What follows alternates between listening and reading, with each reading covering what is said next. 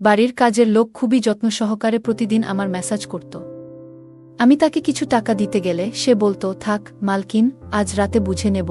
আমি কিছুই বুঝতে পারতাম না। মেসাজের সময় ধীরে ধীরে আমার শরীর থেকে ক্লান্তি দূর হয়ে যেত এবং আমি গভীর ঘুমে তলিয়ে যেতাম। তবে একদিন রাতে ঘুম আসছিল না।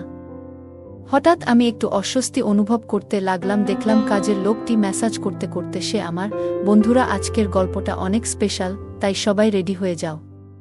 দয়া করে গল্পগুলো ভালো লাগলে ভিডিওটি লাইক, শেয়ার এবং চ্যানেলটি সাবস্ক্রাইব করো প্লিজ। আমার নাম তানিয়া। আমি দেখতে অনেক সুন্দরী ছিলাম, একটু স্বাস্থ্যবান, যা আমাকে আরও বেশি আকর্ষণীয় করে তুলেছিল। তাই বিয়ের আগেই আমার জন্য প্রতিদিন বিয়ের প্রস্তাব আসত। আমি ছিলাম আমার বাবা মায়ের একমাত্র মেয়ে। আমার বাবা চাইতেন আমি ডাক্তার হই, যেন তার নাম উজ্জ্বল করতে পারি। কিন্তু যখন আমার জন্য এত ভালো প্রস্তাব আসতে শুরু করল, আমার মা বারবার বলতেন, তুমি পড়াশোনা ছেড়ে দাও, যাতে তোমার বিয়ে দিতে পারি। কিন্তু আমি মাকে বলতাম, আমার তো ডাক্তার হওয়ার ইচ্ছে, বিয়ে এখনই করব না। এটা শুনে মা খুব রেগে যেতেন। মা বলতেন, আগে বিয়েটা করো, পরে ডাক্তারি করবে। কিন্তু আমার বাবা কোনোভাবেই রাজি হতেন না। তাই একদিন মা একটি তান্ত্রিকের কাছে গেলেন এবং বললেন, আমি মেয়ের বিয়ে দিতে চাই, কিন্তু তার বাবা রাজি হচ্ছে না। এমন কিছু দাও যাতে সে রাজি হয়। তান্ত্রিক মা এর থেকে 12,000 টাকা নিলেন এবং একটি তাবিজ দিলেন, যা পরে বাবা বিয়ের জন্য রাজি হয়ে গেলেন। এই প্রস্তাবটি ছিল বাবার এক বন্ধুর ছেলের পক্ষ থেকে। তারা বলেছিলেন, তোমার মেয়ে বিয়ের পরও পড়াশোনা চালিয়ে যেতে পারবে। এই কথা শুনে বাবা সম্মতি দিলেন এবং বিয়ের পর আমি শ্বশুরবাড়ি চলে গেলাম। আমার শ্বশুরবাড়ির লোকজন ছিল বেশ ধনী, তাই আমি ও আমার স্বামী আলাদা বাড়িতে থাকতাম। আমার স্বামী তার বাবার ব্যবসা দেখতেন, ফলে সকাল থেকে সন্ধ্যা পর্যন্ত ব্যস্ত থাকতেন। আমাদের বাড়িতে প্রচুর চাকরবাকর ছিল, যাদের মধ্যে একজন ধীরে ধীরে আমার আরও কাছাকাছি আসতে শুরু করল। একদিন আমাদের বাড়ির এক পুরনো কর্মচারী আমাকে বলল, আমি অনেকদিন ধরে এই বাড়িতে কাজ করছি। আপনার শ্বশুরবাড়ির লোকজন আমাকে পরিবারের মতোই বিবেচনা করেন। তার এই কথাটি শুনে আমিও তাকে বেশ গুরুত্ব দিতে শুরু করলাম। একদিন সে আমার ঘরে এলো, তখনও আমি বিছানায় শুয়েছিলাম। সে আমাকে বেশ ক্লান্ত দেখল এবং বলল, আপনি শুয়ে থাকুন, নিশ্চয়ই অনেক ক্লান্ত হয়েছেন। যদি আপনি আপত্তি না করেন, আমি আপনার পা টিপে দিতে পারি। তার এই প্রস্তাব শুনে আমি হতবাক হয়ে গেলাম। আমি একজন যুবতী এবং সুন্দরী ছিলাম, কিন্তু আমার স্বামীর ছাড়া অন্য কোনো পুরুষ আমাকে কখনো ছোঁয়নি এবং আমি কখনো কোনো কর্মচারীর থেকে পা টিপিয়ে নেইনি। তাই আমি তাকে সাথে সাথেই মনা করলাম এবং বললাম, না, আমি এ ধরনের জিনিস পছন্দ করি না যে কেউ আমাকে ছুঁয়ে দেবে। তারপর সে চুপচাপ চলে গেল। তখনই আমি বুঝলাম, আমি হয়তো খুব কঠোরভাবে তার প্রস্তাবের উত্তর দিয়েছি। হয়তো সে আগে থেকেই এই ধরনের কাজ করে আসছে, কিন্তু আমার সরাসরি না বলায় সে মন ক্ষুণ্ণ হয়েছে। আমি স্বভাবতই বেশ নরম মনের মানুষ, তাই পরে মনে হলো আমি তার মনে কষ্ট দিয়েছি। এরপর থেকেই আমি মাঝে মাঝে তার কথা ভাবতে লাগলাম। পরের দিন আবারও সে একই প্রস্তাব দিল। সেদিন আমি খুব ক্লান্ত ছিলাম, তাই নিজের পা বিছানা থেকে নামিয়ে বললাম, তুমি আমার পা টিপে দিতে পারো। তার মুখে হাসি ফুটে উঠল এবং সে আমার পা টিপতে শুরু করল। এত ধীরে ধীরে পা টিপছিল যে আমার আবার ঘুম আসতে লাগল। সে তখন বলল, মালকিন, আপনার ঘুম আসছে, আপনি বিছানায় শুয়ে পড়ুন, আমি পা টিপতে থাকব। আমি ক্লান্তির ঘোরে বিছানায় শুয়ে পড়লাম। সে তখন বিছানায় বসে আমার পা টিপতে লাগল। এরপর আমি আর কিছু মনে রাখতে পারিনি, কারণ আমি ঘুমিয়ে পড়েছিলাম। ঘুম থেকে উঠে দেখলাম সে তখনও আমার পা টিপছে। যখন দেখলাম সে এখনও আমার পা টিপছে, তার জন্য আমার মায়া হলো। আমি ব্যাগ খুলে কিছু টাকা বের করে তার হাতে দিলাম। সে লজ্জায় পড়ে বলল, মালকিন, আপনি আমাকে টাকা দিয়ে লজ্জিত করছেন। আমার বেতন ভালোই, এই টাকার প্রয়োজন নেই। আমি তাকে বললাম, এই টাকা তোমার পরিশ্রমের মূল্য, এটা তুমি নাও। সে আর কিছু না বলেই টাকা নিল এবং ঘর থেকে বেরিয়ে গেল। আমার স্বামী সাধারণত রাতের দিকে দেরি করে বাড়ি ফেরেন, তাই সন্ধ্যায় আমি আবার তাকে ডেকে বললাম, তোমার মেসাজে আমার ঘুম খুব ভালো হয়, তাই যতক্ষণ না আমার স্বামী বাড়ি ফেরেন ততক্ষণ তুমি আমার ঘরেই থাকো। সম্ভবত টাকার লোভে সে আমার কথা শুনে খুশি হল এবং বলল, আমি তো আপনার এক সাধারণ চাকর, আপনি যা বলবেন আমি তাই করব। আমি আপনাকে পা টিপে দেব, যাতে আপনার ক্লান্তি চলে যায় এবং আপনি শান্তিতে থাকেন, আর পায়ের ব্যথাও কমে যাবে। তারপর আমি বললাম, তোমার হাতে যেন জাদু আছে, তাই আমার সব ক্লান্তি দূর হয়ে যায়। একদিন সে আমাকে বলল, আপনার শাশুড়িও মাঝে মাঝে আমাকে দিয়ে ম্যাসাজ করিয়ে নিতেন। এটা শুনে আমি একটু অবাক হলাম, কারণ আমার শাশুড়িকে কখনো এমনটা মনে হয়নি। তবে এই চাকর মিথ্যে বলার মতো কেউ নয়। আমি শ্বশুরবাড়িতে 1 মাস হতে চলল এবং এই সময়ে আমি তাকে পর্যবেক্ষণ করেছি। সে সবসময় সত্যি কথাই বলে। আমাদের বাড়িতে আরও কয়েকজন কাজের লোক ছিল, তবে তাদের মধ্যে একজন ছিল খুব মিথ্যাবাদী এবং বিশ্বাসযোগ্য ছিল না। সে আমার কাছ থেকে শোনা কথা পুরো পাড়ায় ছড়িয়ে দিত, তাই আমি তাকে আমার ঘরে আসতে দিতাম না। তবে এই চাকর আমাদের পরিবারের পুরনো ছিল, তাই আমি তার উপর বিশ্বাস করতাম। সে যখন আমার ঘরে আসত, সবসময় চোখ নিচু করে থাকত। সে আমার শরীর স্পর্শ করত, কিন্তু তার মনে কোনো খারাপ উদ্দেশ্য ছিল না। এটা প্রতিদিনের মতোই ছিল। একদিন আমি আমার স্বামীকে বললাম, আমাদের বিয়ের পর থেকে আমরা কোথাও ঘুরতে যাইনি। আমার স্বামী তখন বলল, আমাদের বিয়ে হয়েছে, কিন্তু তুমি সবসময় ঘুমিয়ে থাকো। আমি যখন রাতে বাড়ি ফিরি তখনও তুমি গভীর ঘুমে থাকো। দিনে আমার সময় হয় না, আর রাতে যখন বাড়ি ফিরি তখন তুমি ঘুমিয়ে যাও। তার এই কথা শুনে আমার মনে হলো, এটা বোধহয় চাকরের মেসাজের কারণেই হচ্ছে। আমার স্বামী ঠিকই বলেছে, আমার প্রতিদিন রাতের বেলায় জেগে থাকা উচিত ছিল। সেদিন আমি সিদ্ধান্ত নিলাম, যখন চাকর রাতে আমাকে ম্যাসাজ করাতে বলবে, আমি সরাসরি না বলবো, যাতে আমার ঘুম না আসে এবং আমি স্বামীর বাসায় আসা পর্যন্ত অপেক্ষা করতে পারি। সন্ধ্যা হলো, আমি ভালো করে স্নান করে নিজেকে সাজিয়ে তুললাম এবং নববধূর মতো বিছানায় বসলাম। কিছুক্ষণ পর কাজের ছেলেটা এলো এবং ম্যাসাজ করার প্রস্তাব দিল, কিন্তু আমি সাফ না করে দিলাম। আমার উত্তর শুনে সে একটু হতাশ হয়ে ফিরে গেল। কিছুক্ষণ পর সে আবার এলো, এবার তার হাতে 1 গ্লাস দুধ ছিল। আমি সেদিন কিছু খাইনি, তাই তাড়াতাড়ি দুধটা খেয়ে নিলাম এবং স্বামীর জন্য অপেক্ষা করতে লাগলাম। কিন্তু কিছুক্ষণের মধ্যেই আমি ঘুমিয়ে পড়লাম। সকালে যখন ঘুম ভাঙল, চাকর তৎক্ষণাৎ আমার ঘরে এসে বলল, মালকিন, আমি কি আপনার জন্য নাস্তা আনবো? আমি স্বামীর বিছানার দিকে তাকালাম, সেটা ফাঁকা ছিল। চাকর বলল, মালিকের জরুরি কাজ ছিল, তাই তিনি নাস্তা করে চলে গেছেন। এটা শুনে আমার মেজাজ খারাপ হয়ে গেল। আমি সারারাত তার জন্য অপেক্ষা করেছিলাম, অথচ সে ভোরেই অফিসে চলে গেছে। আমি চাকরকে বললাম, আমার জন্য 1 কাপ চা নিয়ে এসো। সে ঘর থেকে বেরিয়ে যাওয়ার পর আমি হঠাৎ নিজের শরীরের দিকে তাকিয়ে অবাক হয়ে গেলাম। রাতে আমি নববধূর পোশাক পরেছিলাম, কিন্তু এখন আমার শরীরে অন্য পোশাক। তবে আমার গায়ে গহনা তখনও ছিল। আমার মাথা ভারী লাগতে শুরু করল। আমি ভাবতে লাগলাম, রাতে কি ঘটেছিল? আমার ঘরে কে এসেছিল এবং আমার সঙ্গে কি হয়েছিল? কিছুই মনে পড়ছিল না, আর তাতে আমার হৃদয় প্রচণ্ড দুর্বল হয়ে গেল। তখনই চাকর চা নিয়ে ঘরে ঢুকল। আমি সেদিন চাকরকে বললাম, আমার শরীরটা খুব ক্লান্ত, তুমি যদি একটু ম্যাসাজ করে দাও। সে বিছানায় উঠে আমার শরীর ম্যাসাজ করতে লাগল। আমি কিছুক্ষণ বিছানায় শুয়ে থাকলাম। হঠাৎ করে সেদিন আমার স্বামী বাড়িতে চলে আসেন। আমি রেগে গিয়ে বললাম, আমি সারারাত তোমার জন্য জেগেছিলাম, কিন্তু তুমি আসলে না। আমার স্বামী বলল, আমি যখন ঘরে এসেছিলাম তখন তোমাকে ঘুমন্ত অবস্থায় দেখলাম, তাই তোমাকে জাগালাম না। আমি অবাক হয়ে গেলাম, কিন্তু আমার কাপড় কে বদলালো এবং ঘুমিয়ে থাকার পরও কেন আমার শরীরে ব্যথা হচ্ছে? আমি দ্বিধায় পড়ে গেলাম। আমার স্বামী আমাকে বলল, এটা নিয়ে মাথা ঘামানোর দরকার নেই। আমি আজ রাতে একটি কাজের জন্য বাইরে যাচ্ছি, কিন্তু এখন আমার হাতে 3-4 ঘন্টা সময় আছে। তুমি চাইলে আমরা এখনই কোথাও ঘুরে আসতে পারি। এটা শুনে আমার মেজাজ ভালো হয়ে গেল, কারণ বিয়ের পর এই প্রথমবার আমরা একসঙ্গে কোথাও বাইরে যাচ্ছিলাম। আমি তাড়াতাড়ি তৈরি হতে লাগলাম, আর আমার স্বামী গাড়িতে বসে অপেক্ষা করতে লাগলাম। সেই সময় চাকর আমার ঘরে এসে বলল, মালকিন, আপনি কি কোথাও যাচ্ছেন? আমি বললাম, হ্যাঁ, তবে তুমি কেন জানতে চাইছ? সে উত্তর দিল, আমি তো আপনার সেবক, তাই আপনাকে শুধু বলবো যে বাইরে গেলে আপনার শরীর আরও ক্লান্ত হয়ে যাবে। এটা শুনে আমার খুব রাগ হলো। আমি বললাম, তুমি আমার চাকর, স্বামী হওয়ার চেষ্টা করো না। এরপর আমি বাইরে চলে গেলাম। জানি না কেন, কিন্তু তার কথায় আমি খুব বিরক্ত হয়ে গেলাম এবং তাকে বেশ কঠিন কিছু কথা বলে দিলাম। সে বুঝে গেল যে তার জায়গা কোথায়। বাড়ি ফিরে আসার পর দেখি চাকর আমার সামনে আসেনি। আমার স্বামী গেটের সামনে আমাকে নামিয়ে দিয়ে আবার বেরিয়ে গেল। আমি ঘরে ঢুকে বুঝতে পারলাম আমার শরীর প্রচণ্ড ব্যথা করছে। মনে হচ্ছিল আমার শরীর যেন ম্যাসাজের জন্য অভ্যস্ত হয়ে গেছে, আর তাই রাত হলেই শরীর ম্যাসাজের জন্য আকুল হয়ে পড়ছিল।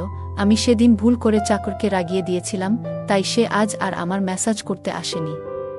কিন্তু আমার শরীর এত ক্লান্ত ছিল যে তার প্রয়োজন অনুভব করছিলাম। তাই আমি অন্য এক গৃহকর্মীকে ডেকে তাকে নিয়ে আসার জন্য বললাম। কিছুক্ষণ পরে সেই চাকর আবার আমার ঘরে এলো, চুপচাপ বিছানায় বসে আমার পায়ে ম্যাসাজ করতে শুরু করল। আমি তার এই বিনয় দেখে একটু লজ্জিত হলাম। এত কথা বলার পরও সে কিছু মনে করেনি। তাকে চুপচাপ দেখে আমি নিজেই বললাম, সেদিন কি যে হলো? আমি তোমাকে অকারণেই বকেছিলাম। আসলে আমি দীর্ঘদিন পর আমার স্বামীর সাথে বাইরে যাচ্ছিলাম, আর তাই তোমার কথা শুনতে ইচ্ছে হয়নি। আমাকে ক্ষমা করে দাও। আমি তার মালকিন হলেও ভিতরে মানবিকতা বেঁচে ছিল। তাই মালকিন হয়ে তাকে ক্ষমা চাইতে বাধ্য হলাম। কারণ সে একজন চাকর হলেও আগে তো একজন মানুষ। সে আমার কথা শুনে বলল, আপনি আমার মালকিন, আমি আপনার জন্য কাজ করি এবং এর জন্য আমি বেতন পাই। আপনি আমাকে যা খুশি বলার অধিকার রাখেন। তার এই কথা শুনে আমি আর কিছু বললাম না, শুধু ভাবলাম যে ভবিষ্যতে তাকে কখনো এমন কিছু বলবো না। সেদিন সে আমার পায়ে দীর্ঘ সময় ম্যাসাজ করল এবং আমি আবার ঘুমিয়ে পড়লাম। আমার কোনো ধারণাই ছিল না কখন সে ঘর থেকে বেরিয়ে গেল এবং কখন আমার স্বামী বাড়ি ফিরল। পরদিন সকালে ঘুম ভাঙার পর দেখি আমার স্বামী বাথরুমে তৈরি হচ্ছিল। আমি তাকে অবাক হয়ে দেখছিলাম। আজকাল কি যেন একটা হচ্ছে আমার।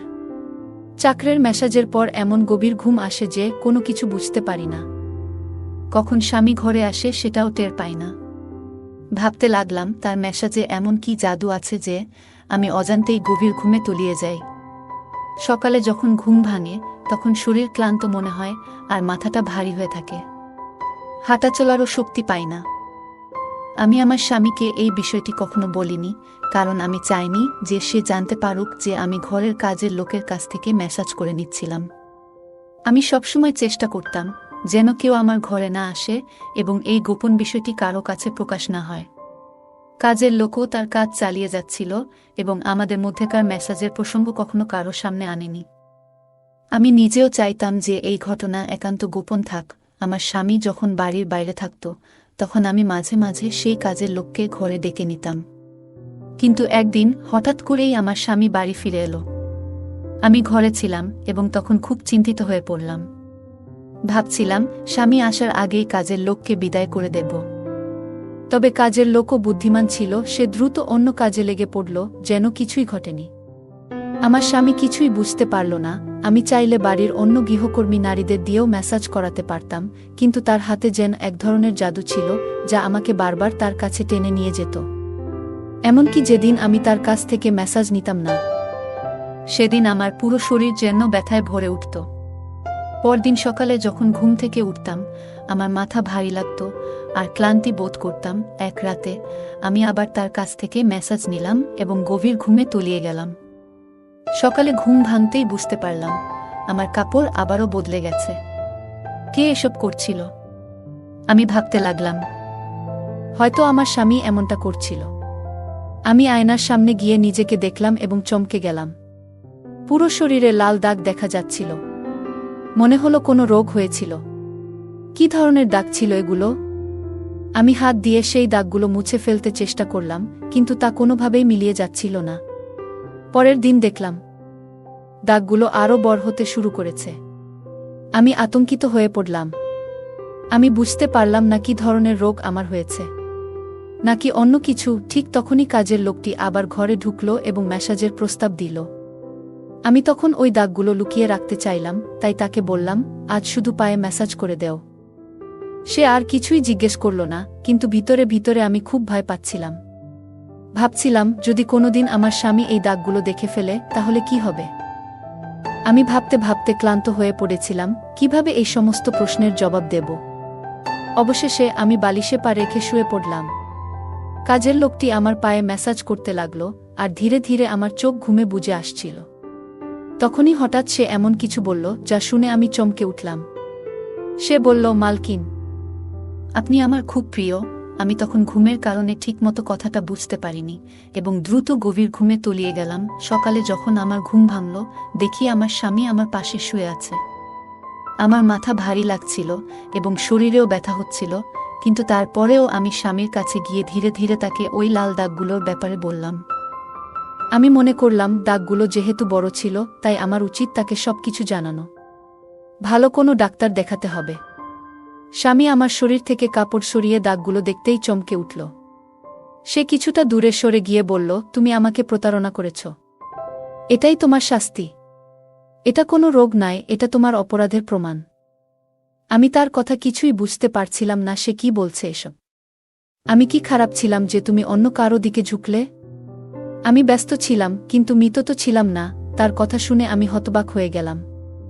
আমি তাকে বোঝানোর চেষ্টা করলাম, বললাম, এটা আপনি কি বলছেন? আমি নির্দোষ। কিন্তু সে শুধু হেসে বলল, এই দাগগুলোই তোমার অপরাধের সাক্ষ্য দিচ্ছে। এখন তুমি আমার বাড়ি থেকে বেরিয়ে যাও, আমি তোমাকে তালাকের কাগজ পাঠিয়ে দেব। আমাকে ধাক্কা দিয়ে ঘর থেকে বের করে দেওয়া হলো। আমি কাঁদতে কাঁদতে বাবার বাড়িতে ফিরে এলাম এবং তাদের আমার নির্দোষিতা বোঝালাম। তারা বিশ্বাস করল, কারণ তারা আমার আপন ছিল। তারা বলল, তোমার স্বামীর সঙ্গে কথা বলবো, কিন্তু তার আগেই তালাকের কাগজ এসে পৌঁছাল, আর আমার সুখী জীবন এক মুহূর্তে শেষ হয়ে গেল। আমি কাকে দায়ী করব? কেউই ছিল না। আমি অনেক দিন ধরে কেঁদে কেঁদে ক্লান্ত হয়ে গিয়েছিলাম। একদিন আমি মনে করলাম আমার জীবন এখানেই শেষ হয়ে যাচ্ছে। আমার ঘরে এসে একজন বলল, তোমার সাথে কেউ দেখা করতে এসেছে। আমি তাড়াতাড়ি গিয়ে দেখলাম, ভেবেছিলাম হয়তো আমার স্বামী এসেছেন, হয়তো আমার নির্দোষিতার প্রমাণ হয়ে গেছে। কিন্তু সেখানে আমার স্বামী ছিল না, বরং ওই বাড়ির কাজের লোকটি দাঁড়িয়েছিল। আমি তার আসার কারণ জানতে চাইলাম। সে বলল, আমি তোমার শরীরের কিছু চিহ্ন সম্পর্কে জানি। এই কথা শুনে আমি অবাক হয়ে গেলাম। তারপর সে বলতে শুরু করল, আমি আসলে তোমার ইউনিভার্সিটির সহপাঠী ছিলাম। আমি ডাক্তার হতে চেয়েছিলাম, আর ভেবেছিলাম যখন আমরা দুজনেই ডাক্তার হব, তখন তোমার বাবার কাছে তোমার হাত চেয়ে নেব। কিন্তু একদিন জানতে পারলাম তোমার মা দ্রুত তোমার বিয়ে দিতে চান। তাই আমি ভয়ে তোমার বাড়িতে প্রস্তাব পাঠালাম, কিন্তু তোমার বাবা না করে দিলেন এবং বললেন, তোমার মেয়ে যখন ডাক্তার হবে তখনই তার বিয়ে হবে। আমি স্বস্তি নিয়ে আবার পড়াশোনা শুরু করলাম। কিন্তু এক সপ্তাহের জন্য শহরের বাইরে চলে গেলে শুনলাম তোমার বিয়ে হয়ে গেছে। তোমার বিয়ের পর আমি মনের দুঃখে তোমার বাড়িতে চাকরি নিলাম, যাতে তোমার কাছে থাকতে পারি। আমি তোমাকে কারো সঙ্গে ভাগ করতে চাইনি। এজন্যই আমি বিভিন্ন সময় তোমার ঘরে যেতাম। কখনো কখনো তোমার খাওয়া পানিতে ওষুধ মিশিয়ে দিতাম, যাতে তুমি ঘুমিয়ে পড়ো, আর তোমার স্বামী তোমার কাছে না আসতে পারে। আমি এইসব শুনে হতবাক হয়ে গেলাম। তুমি কি কখনো আমার সঙ্গে কিছু অন্যায় করেছ? আমি তাকে জিজ্ঞাসা করলাম। সে আমার হাতে তার মাথা রাখল এবং বলল, আমি তোমাকে ভালোবাসি, তোমার অনুমতি ছাড়া আমি কিছু করিনি। তারপর সে আমার শরীরের চিহ্নগুলোর দিকে ইশারা করল এবং হেসে বলল, এগুলো শুধুই একটি ইনফেকশন ছিল, যা আমি ইচ্ছাকৃতভাবে সৃষ্টি করেছি, যাতে তোমার স্বামীর সন্দেহ হয় আমাদের নিয়ে। এরপর সে আমার কাছ থেকে ক্ষমা চাইতে থাকল, কিন্তু আমি তাকে ক্ষমা করিনি। এভাবে 6 মাস চলে যায়। সে সব সময় আমার পিছনে ঘুরতে থাকে। এই 6 মাসে আমার স্বামী আর কোনো খোঁজ নেয়নি। তাই আমি পরে ক্ষমা করে দেই। আমি বুঝতে পারছিলাম যে সে আমাকে সত্যি অনেক ভালোবাসে। তাই আমরা পরে বিয়ে করে নেই। আমি আবার নতুন করে সংসার শুরু করি। এখন আমি আগের চেয়ে অনেক সুখে আছি। গল্পটা কেমন লাগলো জানাতে ভুলবে না। আরও মজার মজার রোমান্টিক গল্প শুনতে চাইলে ভিডিওটি লাইক, শেয়ার এবং চ্যানেলটি সাবস্ক্রাইব করতে এবং বেল আইকনটি ক্লিক করতে ভুলবে না। ধন্যবাদ।